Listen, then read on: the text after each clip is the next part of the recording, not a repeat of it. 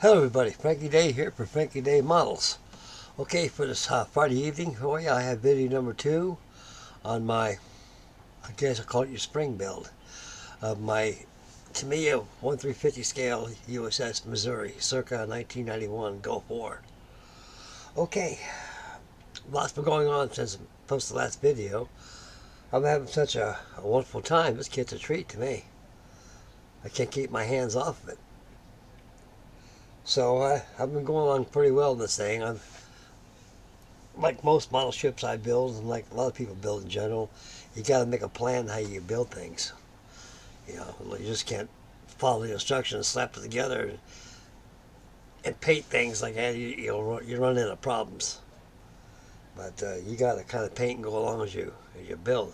It applies to all kinds of construction, either armor, aircraft, and ships. So far, this kit's going together very, very well for me. I ran into no fit issues at all, as old as this thing is. And typical Tamiya standards, it's very well engineered.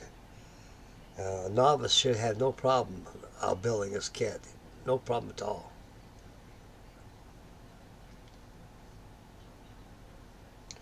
In general, a model like this will probably take you, if you take your time, 2 weeks up to a month.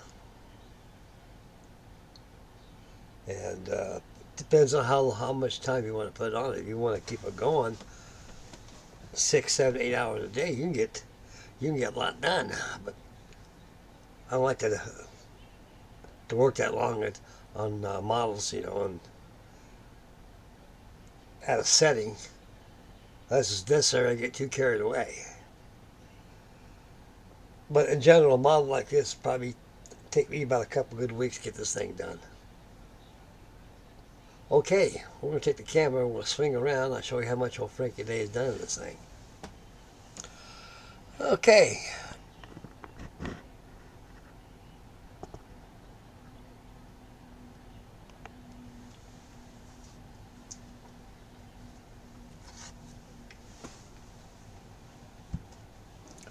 Alrighty then. Okay. I was taken from the video. The deck was painted. The hull was painted. I went back and gave the deck another wash. It came out really good. It's a shame this camera here can't pick up the plank works, but I can see the planks on there. Came pretty good by using a wash on there. And the wash I used was oils. Used an umber wash thinned with turpentine. As I said before on the video number 1, use a wide brush because this is a big model, which is only 31¼ inches long, from stem to stern. And you don't want to put the wash on with a put the wash on with a small brush. With a small brush, because you'll take off that paint there, because that's how turpentine is pretty strong, but it sets pretty good. It does not take the paint off, but if you work it with a brush, it will. So what I did is I got a cap full of turpentine right there on my palette. I got my oils and a little dabble of burnt umber. That makes it quite well. Then I took my big wide brush, probably about a 1/2 inch brush, and gave it a couple good swipes, and let the thing set there for a while. Then when it dried, I took a Q-tip and just kind of highlight it a little bit and got it off there. It works very well. Okay, right here in front of it is, I'm building this thing sub-assembly wise. I'm not gonna fit it out. I fit all the fittings like ventilators, capstans, polarises, searchlights, antennae, boat davits, substructure, struts, anything that's erected is like fitting out. I'm going to save that to last per sub-assembly. That way, what I can do is I can make all my sub-assemblies on here, as you can see here. Believe it or not, everything here is not glued on here. This is all glued. This deck is molded in 3 sections. You got the bow section, the center section, and the stern section. The bow section is glued down quite well, and the stern section is glued down quite well. Let it dry 24 hours. Next day I came over and started doing some priming and painting. All this has been primed up here with gray primer, except the superstructures. All the superstructures are done in black. There's a reason why. There's a method to my madness. I airbrush this whole hull with flat black paint. After I sand it down quite well, because when I turn it upside down, there's a flash alongside the keel right there, and you can see some nubs right there, some knucks right there where it was separated from the mold. So no filler was needed. So I sanded the whole bottom of the hull to nice and flush, and I buffed that with a buffing file. Then I go ahead and gave it a primer coat, a gray primer. Then when the gray primer dried, I went back and got me some flat black paint. I painted the whole hull black. Then when it dried, I took that tape I showed you, put it across here. That's your boot topping. Then you mask everything from up here, and you paint your red oxide red down here. Don't take off that tape yet, because you got the paint up here. Here's the method to my madness by having a black hull and black superstructures across here. Got a black superstructure there. This is all black. This is all deck blue here. This is deck blue. This is all deck blue, which is deck dark gray. This has been primed. I got to paint that dark gray. This has been primed. I got to paint that dark gray and mask off and cut in with my haze gray around there. Right here is photo etch. There it is right there. My photo etch. It's got me bent for shape. Well, I bent that to shape, put it right here. See how it looks. Looks quite well. Also comes with, they give you the photo etch set right here. This is all they give you is right here. Man, I wish sometime that they would be really nice and beautiful. They give you railings. But there's a lot of important stuff here, like radar antennae gear like this that they use, that they've got, which is all right here. So that's good. I'm grateful they did that. Okay, I painted all the top. I painted the aft on the fantail. I painted that all deck gray. I'll bring us closer to the camera. The camera will pick it up or not. I tested it a while ago. It looks like, well, yeah, there it goes. That's how it had before. See, that's only the wood portion. That shows you how much they refitted on this thing. They did a lot of refitting on this thing. I can remember when I seen Missouri, this was here before. This steel was wood, and from here, from the heel plat, everything up forward was all wood. So I guess the refits they did, they just went ahead and got rid of the wood deck back there. And this is all that's left of the wood forward.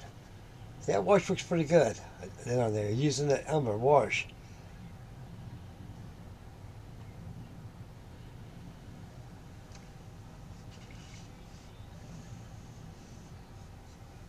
I've got my anchor chain right there, which I'm going to put across here, on top of the chain plates on here.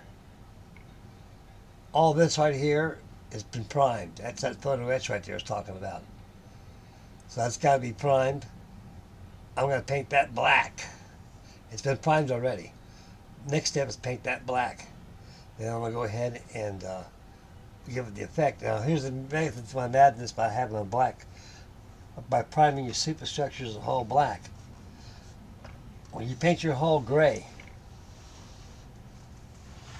no matter what, it's ocean gray, haze gray, dark blue gray, wherever there is, the method to the madness is this. You can control your grays. You remember this whole hull was black. And by using an airbrush, you just got to follow the rib pattern of the hull, how it's made. And rust does exist like this on there. You'll see it on there. Google Earth, go to Pearl Harbor, Hawaii. You can get some close-up views of that thing. You can see that thing that has rust all over it. Even the Navy look like this. We had, every 6 months we had cycling. Going dry dock. We have Mary Sue and the gang that come across here, and they just go ahead and take the barnacles off the bottom of the hull and red oxide, and they go ahead and haze grade this out, because you got all kinds of hooks here. You call them bosun hooks. You got little hooks on here inside the ships here. This model does not represent that. But the real thing, what those hooks for, is when you got a bosun's chair, you want to paint the ship. Well, when I was in the first division, when I painted the ship, I had a bosun chair.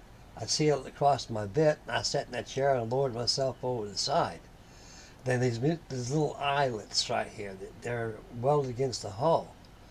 And what they do is you put some 9th thread line on the middle line, hook up your bosun chair, and pull. You can pull yourself close up to the hull so you can paint.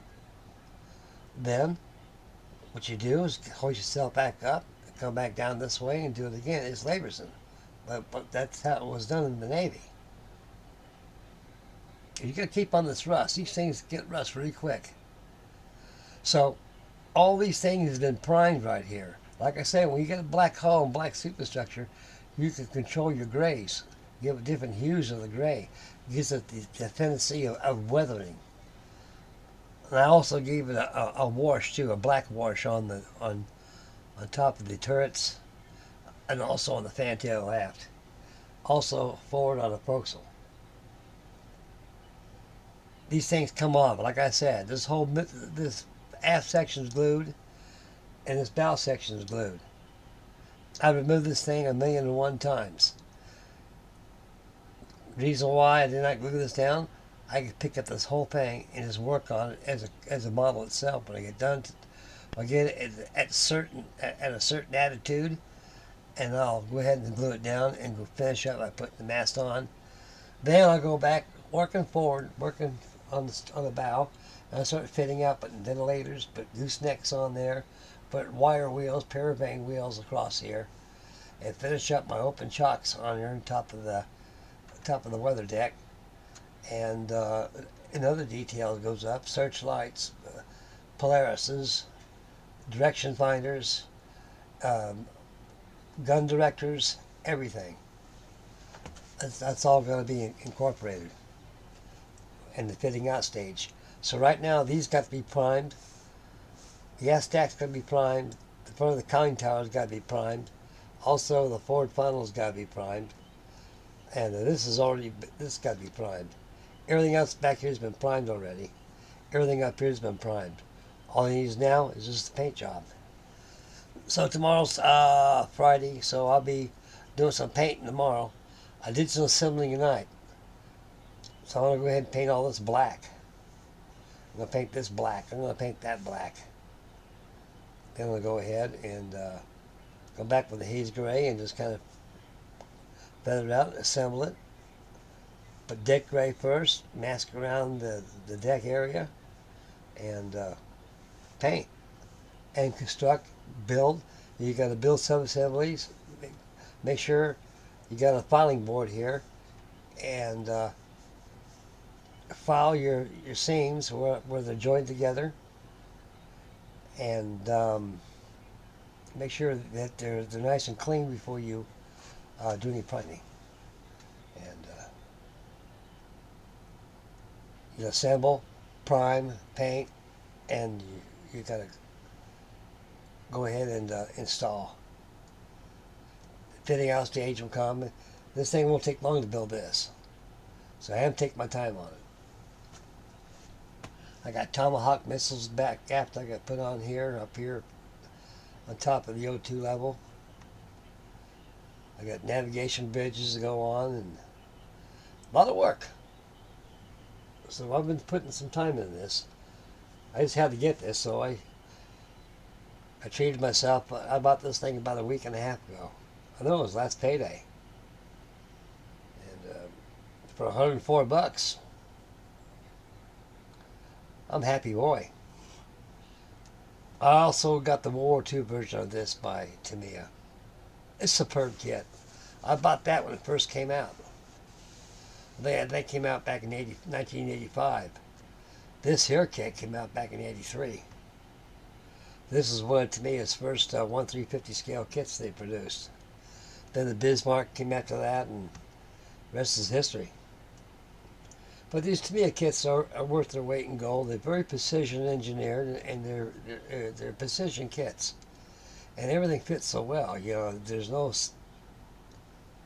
The only sanding that I've done on this thing is underneath the hull, as I mentioned earlier in the video, and also the joining of the con on the bridge, and also the top of your director, your fire control station that fits up top here. These Iowa class battleships were very beautiful looking battleships for their day. Although this thing is modernized to today's weaponry, and they still, no matter how much they jazzed it up by putting Tomahawk missiles and all the other jazz they put on it, it did not take away the lines of this battleship. It's a beautiful looking ship. The Iowa class battleships, I think, were the most prettiest ever made. And they can deliver one hell of a punch. Those old 16-inch salvos they got, man. This kit opens Pandora's box to a lot of aftermarket fittings. Resin and photo etch. Even got wooden decks to this thing. I don't have the money to get wooden decks for this thing. I decided to build this out of the box like it is. If I want to get photo etch rail set, which I probably will send away later for some, and I'll put it across here. I'd love to get a nice railing set put on here, but right now I gotta make sure my finances are pretty well secure before I make that move, because I'd rather make sure I'm squared away first before I do anything. Besides, you know, I don't need it, I don't think. It ain't going nowhere. But here, but I still like to make a museum piece. That's just my trademark when I build my models. I like to make them as good as I can, because the only people who are seeing them, which I'm getting a lot more enjoyment, is all of the community of our modeling community that we have. And it gives me delight and joy.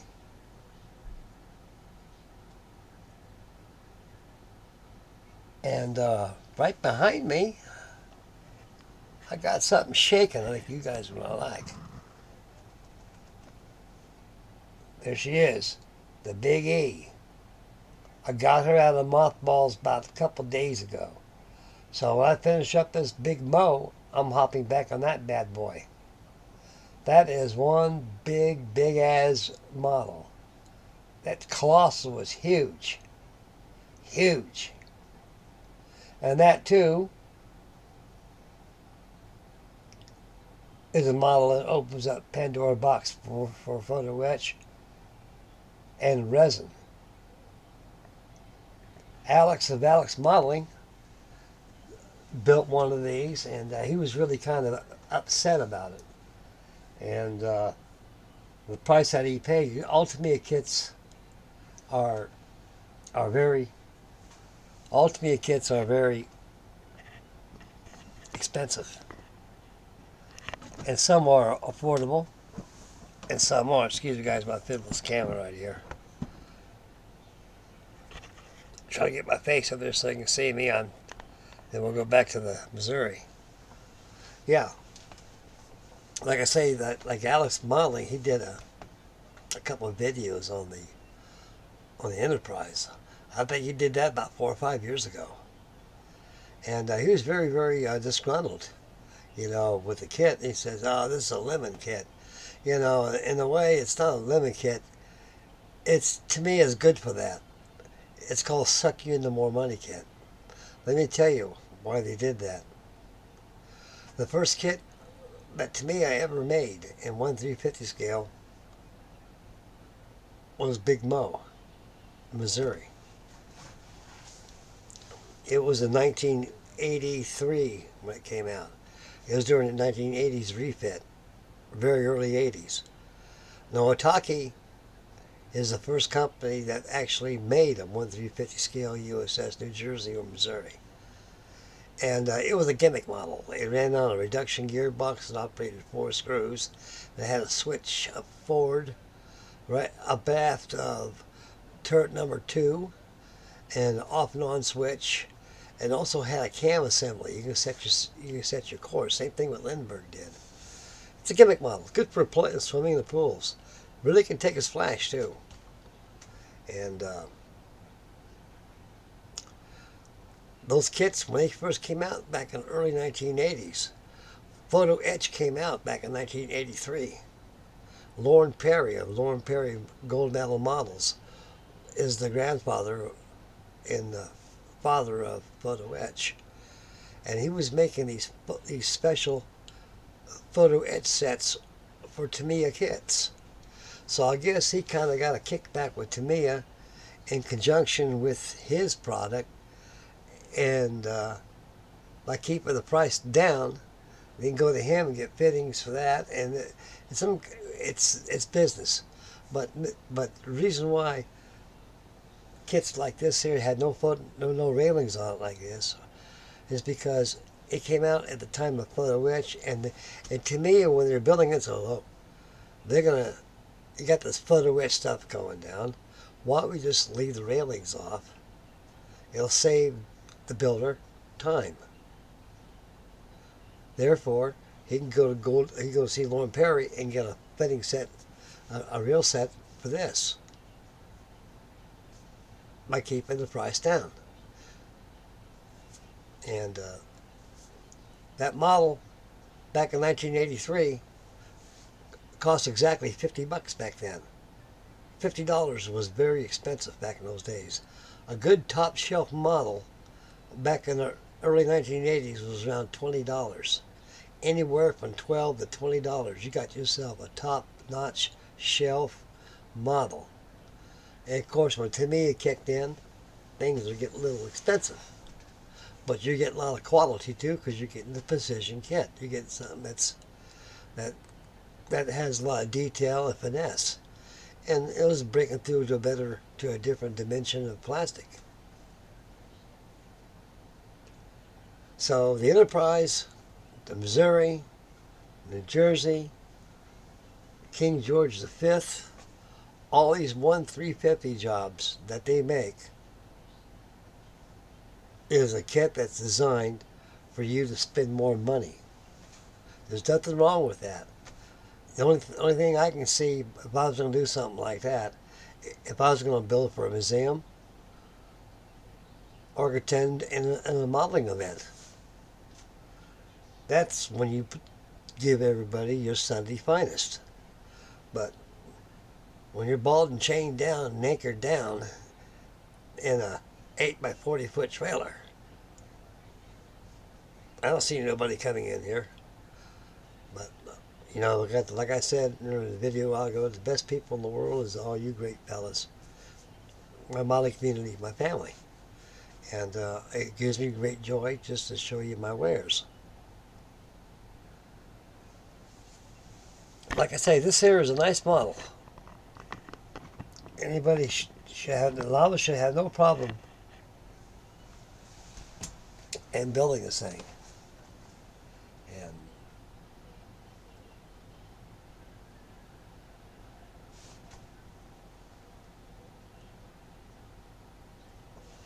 I think tomorrow I'm going to go ahead and add the decals and the draft markers. I want to finish up this hull because I want to go back to it later on. I'm going to do that. When I get that finished, I'm going to go ahead and proceed with assembly. So what I'm going to do now is that tomorrow I get off work, kick back, relax a little bit.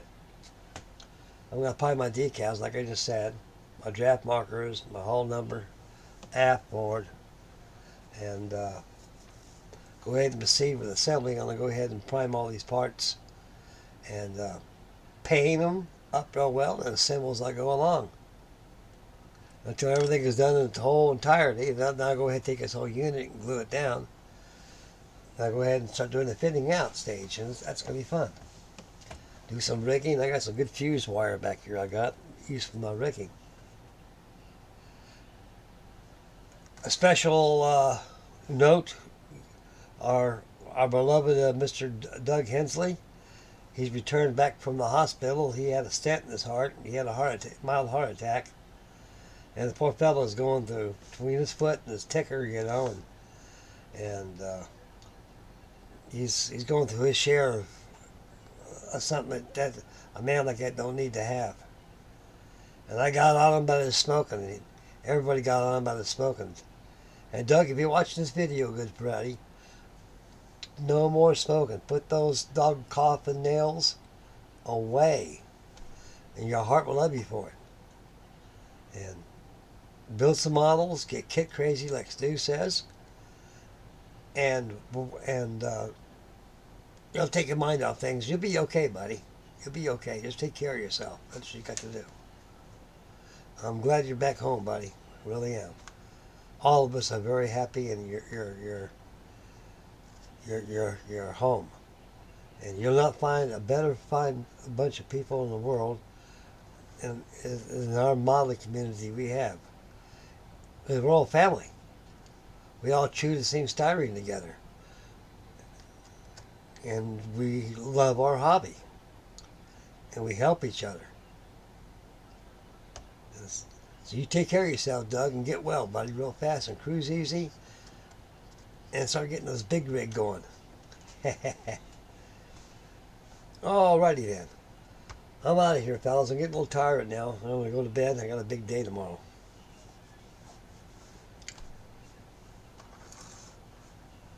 Let's swing the camera around here so I can finish up the bed.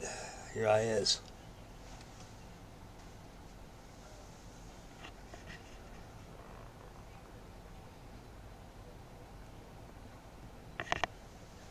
Yeah. Yeah. Okay. This is the conclusion of video 2 for my spring build of the Tamiya 1/350 scale USS Missouri. And it's Friday, so by Sunday I should have another video. It'll be number 3. And you'll see her grow right before your eyes. And so stay posted for that. So when I get that all done, I'm hopping right back on Big E. That's going to be a time-consuming job.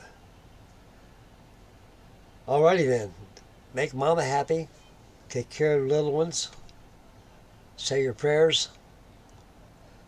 Spend wisely. Stay focused when you drive. And please take care of yourselves, and also beware your surroundings. And always take care of the little ones, the babies. And treat yourself to a kid. And we got about 3 more weeks of this up and down weather, and pretty soon it's going to get nice and warm. And everybody will be outside doing outdoor activity. I'm going to be out there in that pond out there with my boat. And I'll have another video of that coming up. So that's something you guys look forward to as well. Okay, time to sign off now. This is it for the USS Missouri. Bill Big Mo. Is it for me.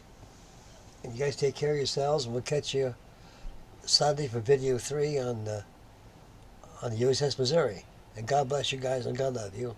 And take care, and we'll see you Sunday.